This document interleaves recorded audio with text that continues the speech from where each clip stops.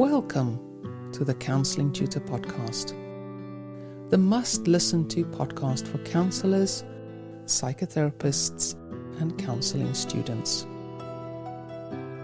Here are your hosts, Rory Lees-Oakes and Ken Kelly.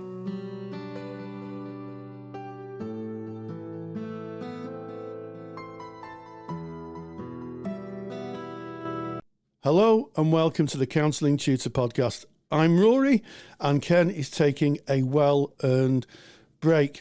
In this episode, we're going to be talking about a really important subject. So if you're a student or you're thinking of taking a counselling course or you know somebody who's thinking of taking a counselling course, stick around because this is really, really important information that we're going to be listening to in the next few minutes through this interview.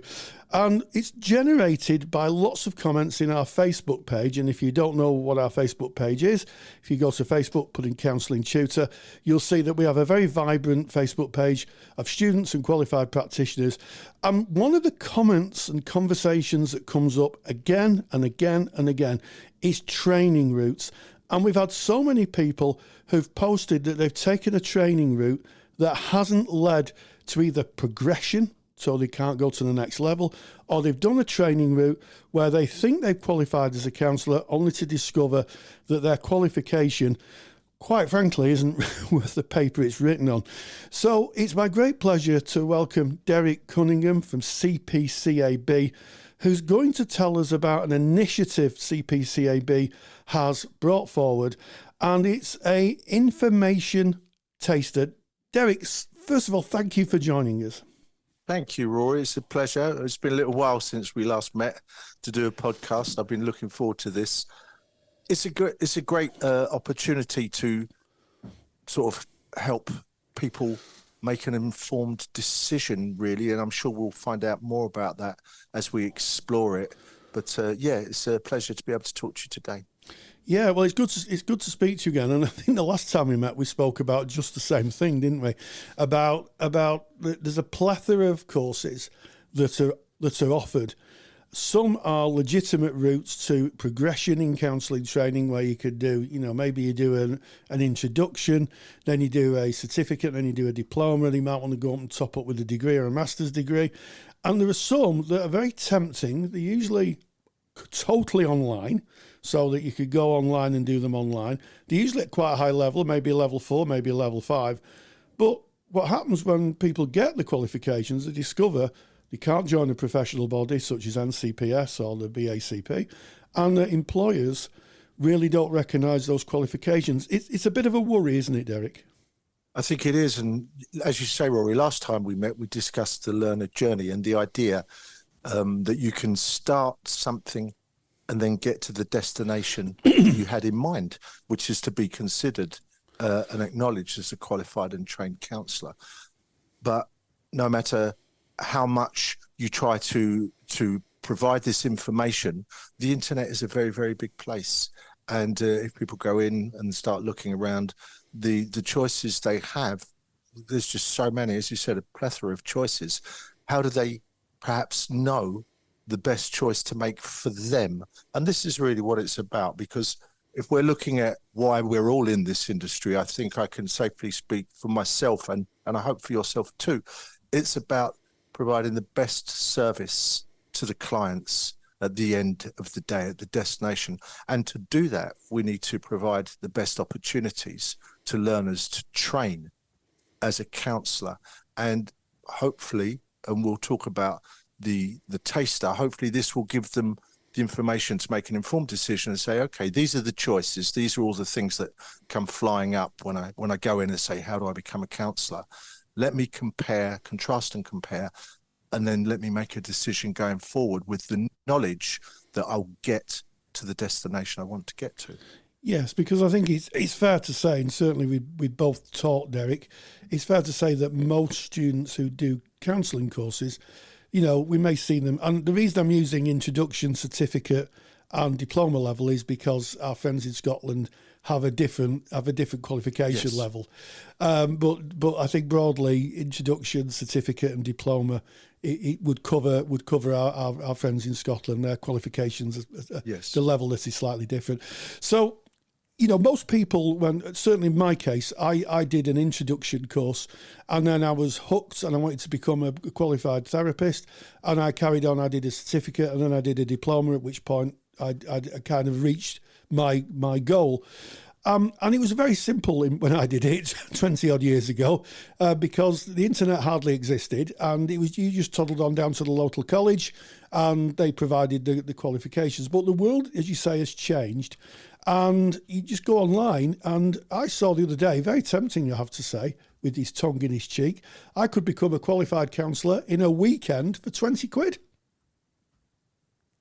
Yes, I can see why it's tempting as well. Yeah. My experience it mirrors yours, really, Rory. I didn't need to, be subjected to a bombardment of information. I went to my local college and discussed it with them there. And then I was immediately on the correct route to get to where I want to get to. So I can see why people make the choices they make, because the information that they have is perhaps, that's the best way to put it, well, it's so varied. There's so many things.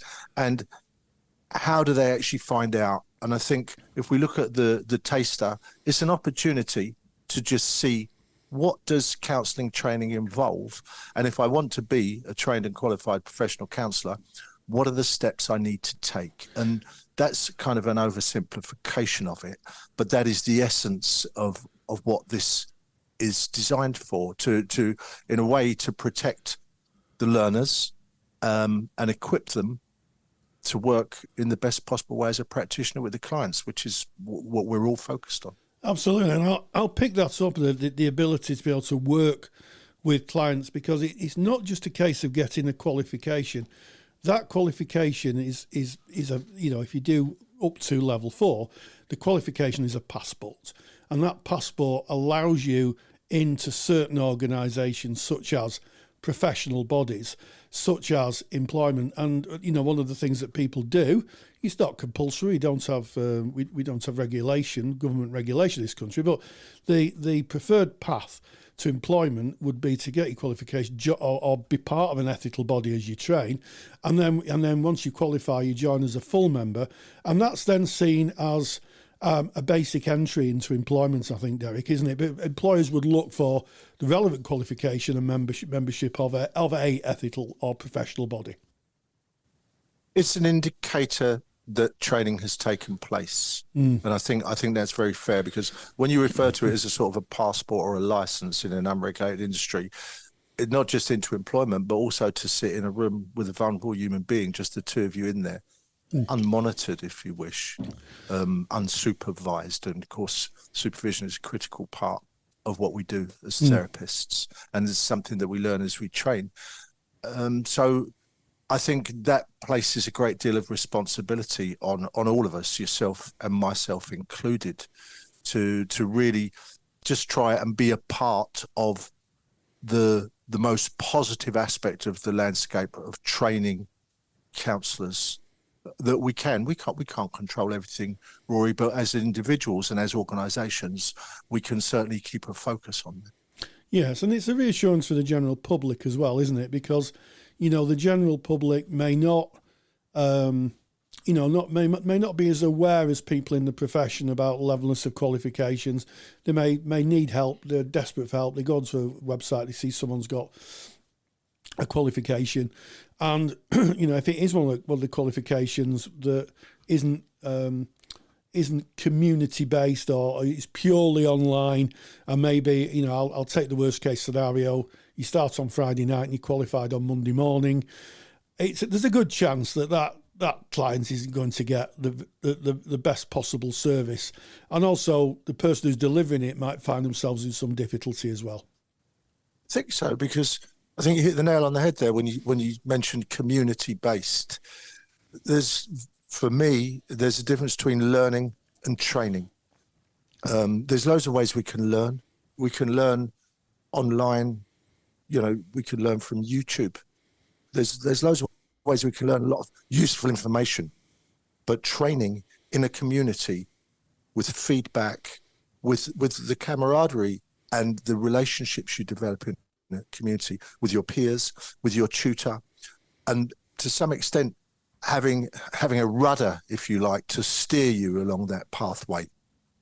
I know certainly, I don't know if it's your experience, but of all the years I taught counselling training, the students learned as much from each other as they could possibly from me as a tutor or anywhere else. So that community is absolutely essential, where you can perhaps feel safe to display your skills, to practice something which is very, very new to you, and know that someone's going to give you some feedback that is going to be constructive, open and fair, to allow you to improve without really jeopardizing your opportunity and moving forward. And I think that's the thing with counselling training. It's not about doing everything right all the time, first time straight away. It's about doing things individually and differently and getting the feedback so that you can find what works for me and improves. So the community is so important. And that community, I mean, we're in a community now online. We see each other, we're talking, we're relating, and it's fantastic. So there's a place for remote learning. But then face-to-face in the classroom, you're trying to replicate those skills that are going to be needed when you sit with somebody you've never ever met before. And it's very difficult to replicate those as it is. So to replicate them without any human physical contact, for me, I don't think that's really the best way forward. Yes, and certainly, in what we call first trainings, which is where people are learning to be or kind of learning to be a counsellor. I think that's really important that at some point you're sat in you're sat in a community, face to face. And I'll pick up on the point, Derek, that feedback is so important. If you're training to be a counsellor, there's all the theory, which is great, and you can learn the theory, which is fantastic. But learning about yourself, how that theory impacts on yourself and your own journey through life, I think is just as an important piece in counselling training, because what happens is one becomes introspective, one does self-examination, and that means that you get feedback from your peers. Sometimes, it's quite, stark. Sometimes I've had feedback that's like, a bit hard to hear, but on reflection, it's like, yeah, probably right. Probably right. That's a really key point, isn't it? Because with feedback, I don't know when learners are first embarking, they hear the word feedback. I don't know what they imagine. I wouldn't have had a clue what it meant. But I certainly didn't have any idea that I would need to learn to give feedback and even more critically learn to receive feedback. Yes. So that it becomes a very positive experience. And I think that's a good example of what the aims of the taster, one of them is, what is counselling training going to involve? What will I do? What will I experience? And within that, one of the things you'll see, which talks about feedback and learning to give, learning to receive, and the purpose of it as well, because we need to understand why we're doing something, and we need to understand what the benefits are. And I think that's a good example of the route the taster takes.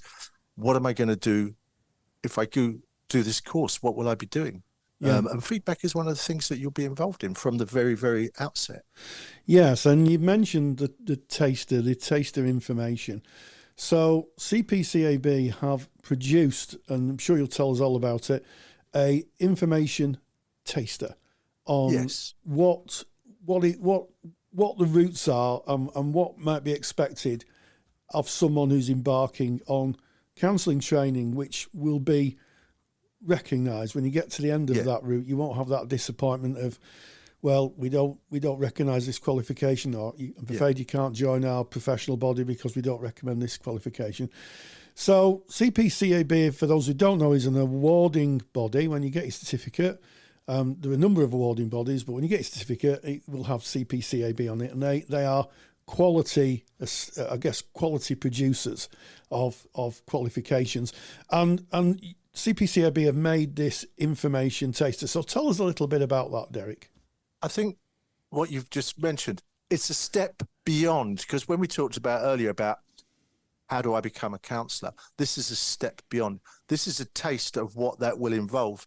This is an idea of what's going to happen in the classroom, what you're going to participate in. So it's for prospective learners. So, for example, those who are exploring counselling training or interested in a career as a counsellor, it gives them some insight into the counselling landscape. So what will I actually be doing and what should I be looking for? Because if you know, then you can make an informed decision. Yeah. And what format does this take? So we will give a link to this information taster, but what format does it take, and what would people expect to experience or see when they click the link? When you go to the link, it will take you to a website where you can enroll and you can go through the taster, and it follows a sort of a set pattern. But it talks about things like, what are the skills that I will need to learn as a counsellor, and how will I potentially learn them? And what is the theory that they're based in? So it's not a complex amount of information, but it is key sort of information to let you really know that when I go into a classroom, whether it's remotely with my colleagues or it's physically into a classroom, these are the sort of things we're going to be doing. We're going to be looking at difference and diversity. We're going to be looking at key skills and communication skills, and things like we're going to be looking at the difference between talking to a counsellor, talking to a friend, those sorts of things. So to some extent, we're understanding what people might imagine counselling training to be, and we're trying to establish what counselling training might actually involve for them, because you don't get a taste of that just by following some instructions on a computer screen. So, yeah, what will counselling training involve? And that's the question we're trying to sort of answer, because someone's now making the effort and they're going online and they're thinking, right, how do I try to become a counsellor? What will I have to do?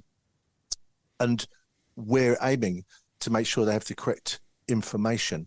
And it's I say so myself, it is interesting, and in places it's very, very enjoyable, and that's key. And that's probably one of the keys to really high quality counselling training, is that it is interesting and enjoyable.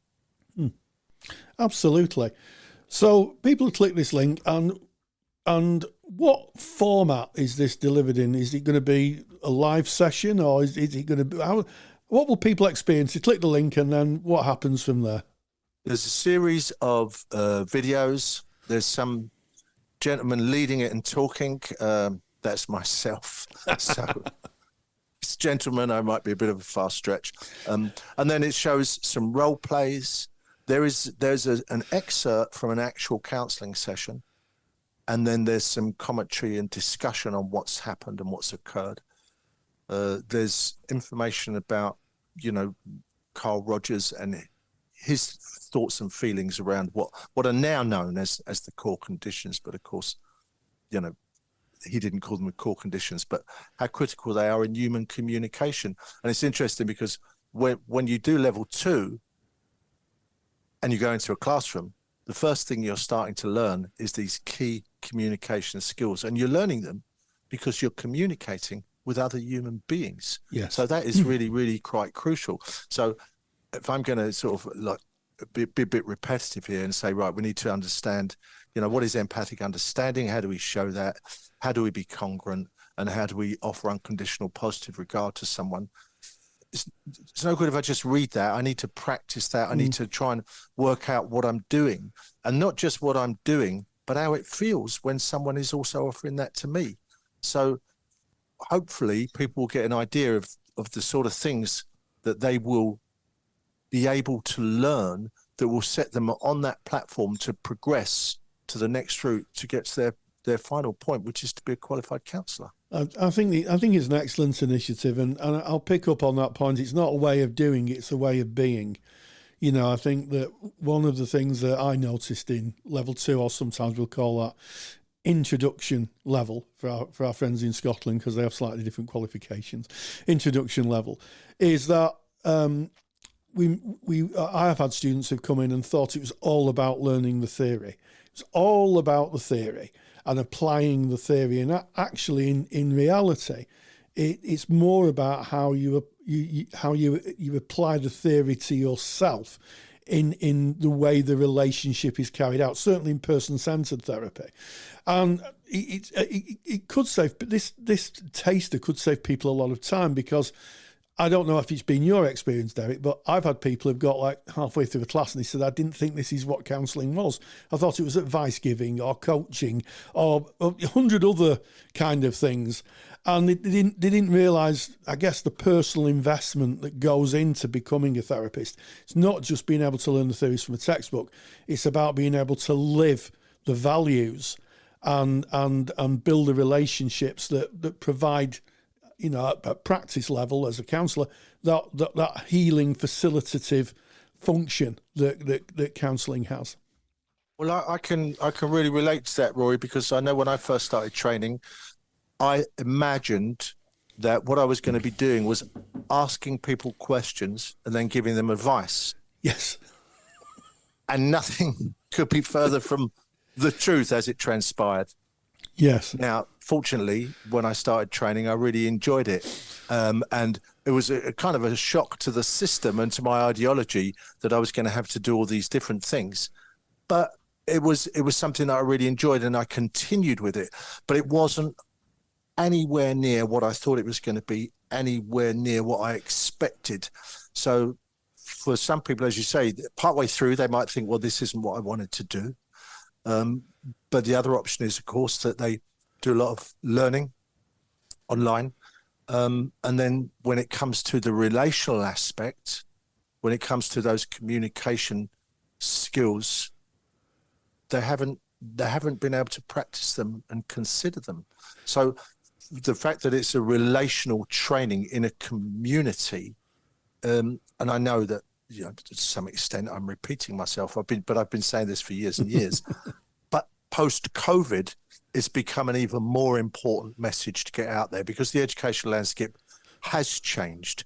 You know, for me, I was locked away in my house for nearly 2 years. Everything happened from sitting at this desk I'm sitting at now. Now, post-COVID, my life's not changed back completely to how it was before, but I'm fortunate enough that, you know, it has changed and returned a lot. Where some people will think that, okay, well, that's how we learned then, so that's okay now. But that was a contingency measure. It was an emergency situation. Yeah. You know, it was a, you know, looking back at that, it was incredible times. You know, I said to my wife at the time, it's a bit like being on a war footing. The whole of our lives changed to a different way of living, and as you say, it was living mainly in your own home. Yeah. for almost 2 years, and education went online. But now, and it's quite kind of interesting. People have different experiences of online learning, and so we've gone back to how training should be. We've spoken a lot about this taster. Let's speak a little bit about how people access it. So if you want to access it, I'm sure you'll have a link on the CPCAB website. We have a link, but also it's an easy link to remember, because it's taster.cpcab.co.uk, and that will take you straight to the taster, and you can experience it and really see what it does for you, how you, whether it's what you want to do, whether it's what you'd like to do, and how you sort of move on from there. Because there has been, in the last few years post-pandemic, there's been a decline in the quality of training at the early stages. And the early stages are so critical because they're the foundation, the platform to go on and really enjoy and progress as best you can. So hopefully, if they go to taster.cpcab.co.uk, they can participate, they can enroll in it, they can do the taster, and then they can make a decision. Is this what I thought? Is it what I want to do? Our focus and our vision, CPCAB, is to prepare the best practitioners with the best possible qualifications so that the client gets the best possible service. And that's what everything we do is focused on that. And this taster, again, is probably, it's almost like taking a step backwards. When we did the learner journey, which you and I spoke about, it was great because it said, right, this is how you train to become a counsellor. One way, two ways.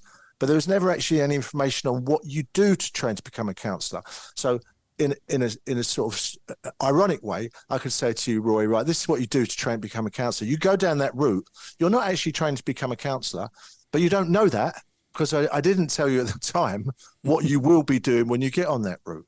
So that's I think the crucial factor here is a taste of what you will be doing, so that when you get into a course, a qualification that you want to lead you to become a professional counsellor, you'll have a safe, warm feeling that this is correct, this is right, this is what counselling training involves. Yeah, it effectively could save you a lot of your time, a lot of your money, and ultimately disappointment should you've gone on the wrong training pathway.